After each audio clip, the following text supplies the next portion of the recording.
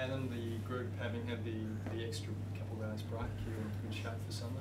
Yeah, pretty good shape. Yeah, there's no real injury clouds on our group this week, so 9-day breaks a good thing. But our form off a longer break hasn't been as good as we would have liked. So, funny enough, we're better off a 6-day break. So, not that I want any more of those, but the group's trained well and they're in pretty good shape.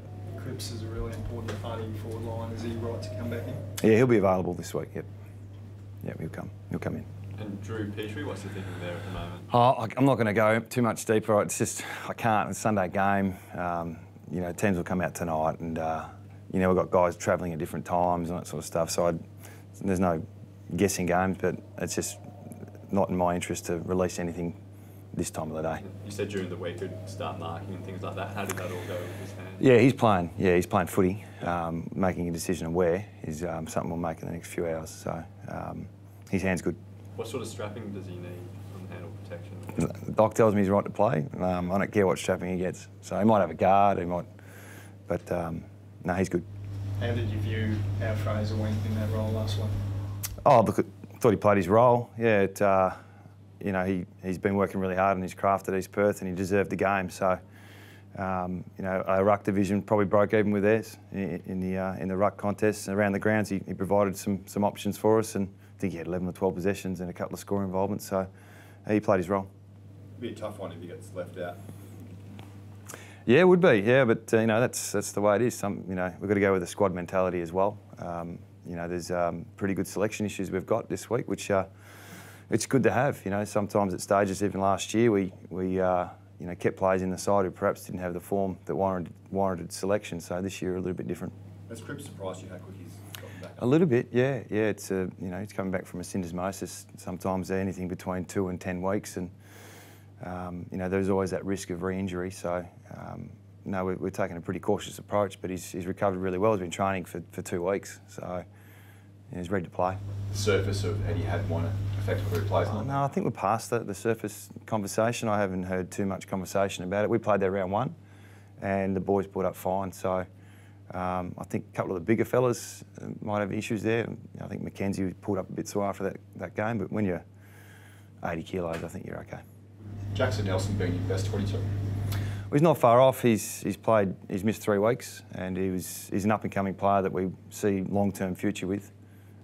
Whether he's a walk-up start or not, you find out in about 4 hours. He's got some pace though, and they've got some pretty speedy small forwards. Does that come into your thinking? Oh, it does, yeah. Matchups are important. The chemistry of our backs has been pretty good the last 3 weeks. I think they really held up strong, in particular the Port game. So they've found a way to get it done, our backs.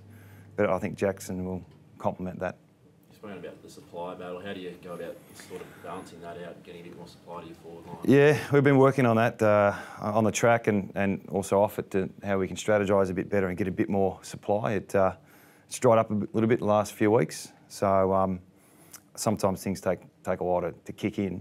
Sometimes they don't work, but I think we're probably averaging 2 or 3 less than last year. So we'd be in the bottom half in the comp with time in forward half and inside 50. So, but on the back of that, our contest in the last 3 weeks has been a lot better, and our defence has been probably up there with the best. So if that's the platform we'll work from, we're happy with that. Has that been affected by the inside 50 count? Has that been affected by what you're doing around the contest since that Hawthorn game?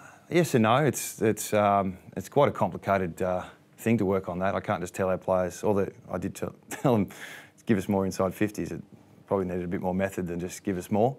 How you move the ball, how you defend, what you do to win the contest, all those things come into play. What you want to give up to get the ball. Sometimes you can't get as far up the ground. So that's all part of our strategy, but the players in part have played their role.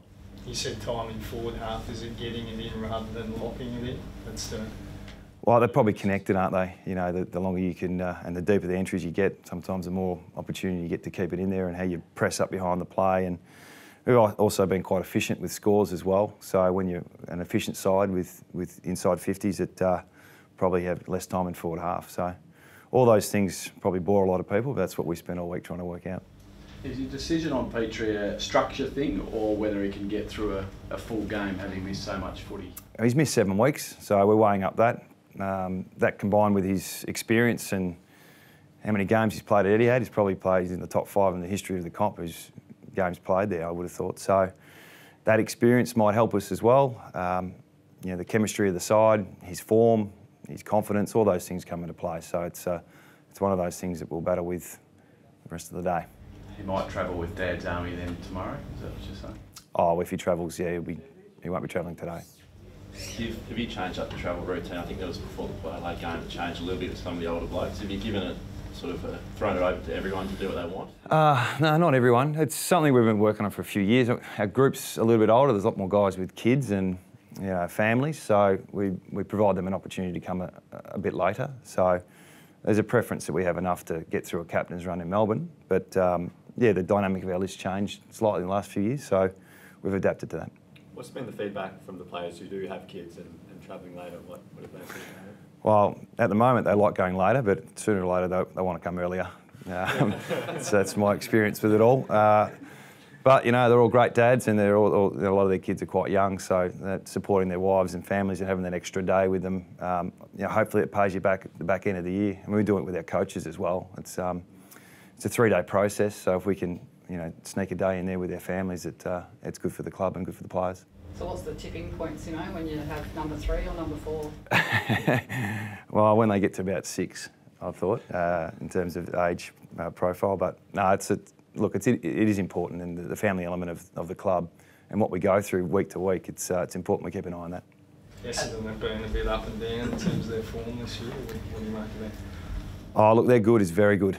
Yeah, their ball movement and what they're doing in transition is right up there with the best. So we respect them highly. You know, they played a good 4-quarter game last week, albeit, you know, the last quarter dropped a couple of scores, but, you know, watched them over here against Freo, and, you know, for 2.5 quarters they looked really sharp. They probably got a bit tired on the back of 3 or 4 games in 12 days. So, yeah, we think their best is exceptional, and we also think our best is pretty good as well. So both teams play at the best, you're going to get a pretty good game.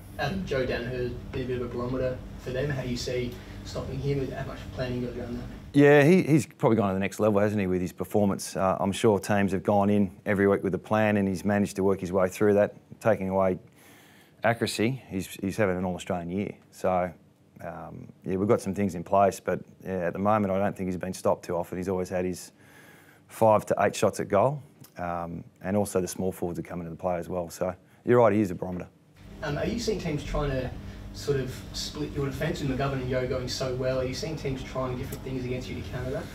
Yeah, it's probably the strategy that teams go in when they play us. Our you know, intercept marks and those type of plays that we do get with our players down back. It's probably a strength of ours, and teams try and strategise on how to beat that. Which, you know, we look at the strengths of every team and try and do the same. So that's part of the game. It's, you know, part of the strategy for us. Do we continue to do what we do, or do we do things differently? And how we defend and how much pressure's up the ground dictates a lot of that as well. So I'm sure there'll be a plan in place for it. Bombers midfield is actually pretty deep and quite strong. We saw a couple of legs ago that Zach Merritt taught the first half against Freo was really good before Blakely went to him at half time. Do you look at maybe sending someone to him, or do you just tell him to go one-on-one? Yeah, the tagging's, you know, it's flavour of the month at the moment. What you do with that, it's something we'll look at. A lot of teams are waiting, and we're probably one of those teams to see where they go. If he gets off the chain, let's try and lock a player down. So we're going through that transition now, whether you start with it or do you wait for it, who can do it.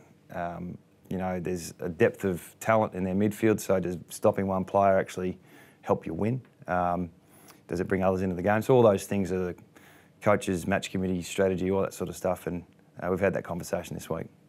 If Sam Mitchell gets another 30 disposal game, he breaks Robert Harvey's Has he? all-time mark. It's something like 119. Okay. What are your thoughts on those sort of numbers? Oh, different era, but it's a fair effort, isn't it? Yeah. You know, Sam's what he's done across the journey, and how many of those games have both those players been tagged?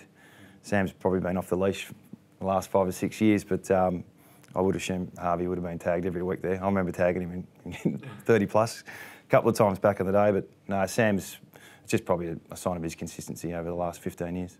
Simo, just around the less entries you've been having, did you just write off what happened to JK last Friday night as just one of those games? Yeah, I hope so. Yeah, it's not a pattern, is it? So, you know, he's had games where he's kicked 10 straight, so he's probably our best preparer in terms of how he goes about it off-field with the mindset and how he prepares with opposition and strategises and gets himself in that really clear mind. So I would have thought he would have continued that, and we'll back him in to get it right.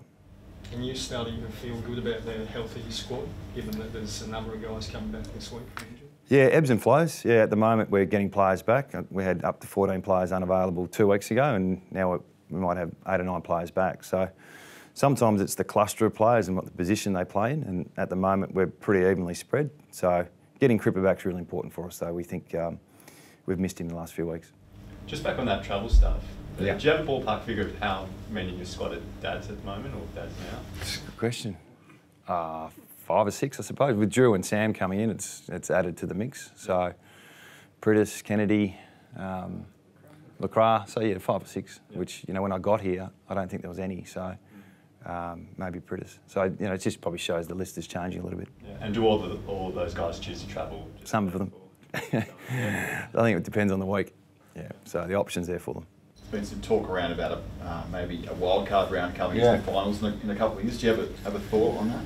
I think they're working through some situations now that might make the back end of the season, you know, a little bit more relevant. So, you know, whether it's a wild card, whether it's the 6-6-6 structure, whether they keep it the same. The fact they're talking about it, I think, is positive. They're asking the right questions to the right people, and it's not just compare it to what happens this year. I think it's a longer term view. And has there been a drop off in attendances and viewership in the back half of the year? If that's the reason to look at it, then so be it. Is it to equalise the competition? Is it to do both? I think they're working through that now. So as long as they don't bring it in straight away and without any consultation, you know, if you can plan around it, and it feels like they're doing the right thing at the moment. There was talk around last year, I think it was 17-5, and that sort of shifted a little bit to 18-4 Yeah. potentially to get 2 derbies in. Would that, at the club's point of view, would you like 2 derbies each year, or would you happy with 17-5, which is play everyone once? Yeah, it makes sense to play 2 derbies for us commercially, I suppose, as well. You know, you could have the situation where you got the 2 derbies, then you play them in the little playoff section, then you play them in the finals. So we could play Freo 5 times in 1 year, so which good for our marketing guys. But they've got to work that out, you know, and the reasons why and how they go about it. So you know, it's if they use us as consultation, I'm sure I'm there to give advice. But it feels like they're doing the right thing, just going through the process.